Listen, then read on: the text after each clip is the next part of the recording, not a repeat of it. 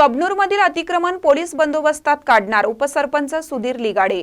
कबनूर मुख्य चौकातील वाहतूक कोंडीचा प्रश्न सोडवण्यासाठी अतिक्रमण काढण्याची मोहीम राबवण्यात येणार असून नागरिकांनी लवकरात लवकर आपले अतिक्रमण स्वतःहून काढून घ्यावे असे आवाहन उपसरपंच सुधीर लिगाडे यांनी केले आहे। कबनूरमधील देशभक्त रत्नाप्पा कुंभार चौकात वाहतुकीची सतत कोंडी होत आहे। या पार्श्वभूमीवर आमदार राहुल आवाडे यांनी विठ्ठल मंदिर येथे बैठक आयोजित केली होती। यावेळी गावातील सरसकट अतिक्रमणे काढण्याचा निर्णय घेण्यात आला।